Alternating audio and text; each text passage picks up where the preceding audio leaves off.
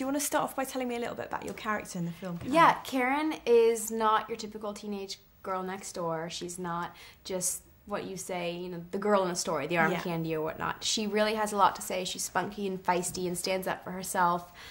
She needs Nathan as much as he needs her, and she really goes along this journey with him through thick and thin.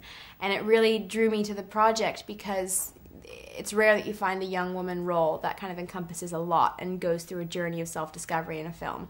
And I just saw Karen going through that, and it inspired me to kind of try to emulate that as much as possible. Yeah. Now, as you say, she is quite sort of a feisty, independent character, isn't she? I know when Taylor's talked about filming and things, he said he felt quite protective over you. Right. Was that kind of something that you felt quite natural with? And I mean, I think when it came to stunts, and you know, we're filming night shoots a lot, 3 o'clock, 4 o'clock in the morning.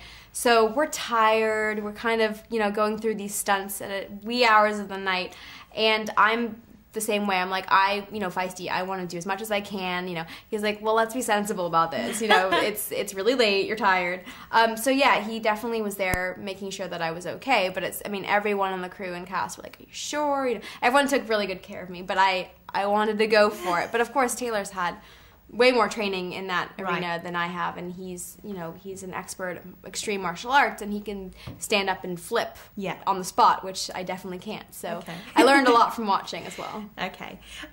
Obviously, you know, how was it working with Taylor? Because obviously he's got such a reputation as a massive heartthrob. Did you kind of get nervous about, you know, the physical stuff that you had to do together? Well, here's the thing. The second that you meet Taylor, he smiles, and he's just so down to earth. I mean, he's a very cool guy, and he makes you feel really comfortable right away. So there never was that kind of that barrier that he had up, or there was never that real intimidation, because he made it very comfortable from day one.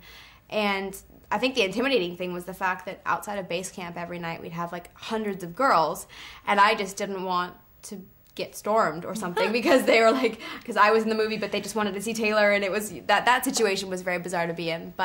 But he's so gracious, and he would go out every night and make sure that he signed and took pictures, and that was awesome to watch, because at that level where he is, it would be so easy to just ignore all that, but he makes sure he doesn't.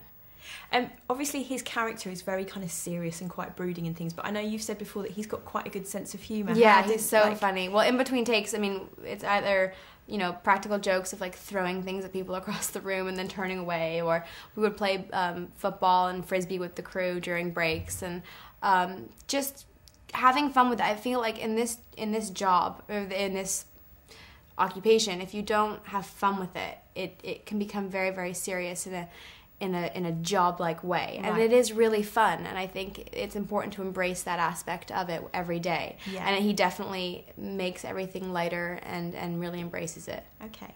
Now, obviously, you were born in the UK, but you spent pretty much most of your life in America. I moved to LA before I turned 6. Would you class yourself as British or American? I'm very British. I say when I'm coming back to England that I'm coming home. Right. And then when I go back to LA, I say I'm going home. So, like, wait, which one's home? Like, I can't discover which one really is more home. But I will say there's nothing like landing here in an airplane, and I just go, like, I feel like I'm at home. So does this mean you can do a really convincing British accent? I can do a British accent. I would love to hear a sample of it, if you wouldn't mind. Hello, my name's Lily.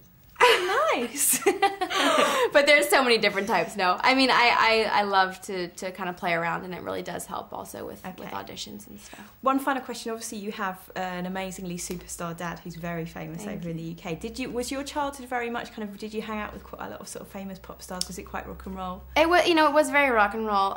They were family friends that I look back on now, and I'm like, wow, it is weird when people say, when they ask a question like, did you hang out with famous people? I go, Uncle Elton. Right. Well, at the time, they're family friends. And then when you grow up, you're like, wow, it is a weird thing to think about in that sense. But I just grew up, they were normal people that I obviously respected and admired.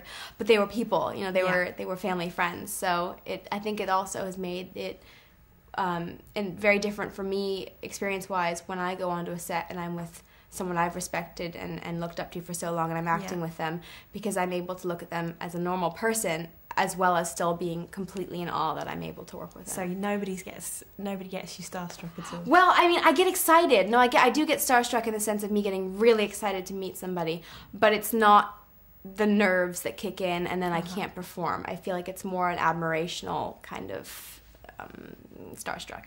Okay, lovely. Yeah. Thank you.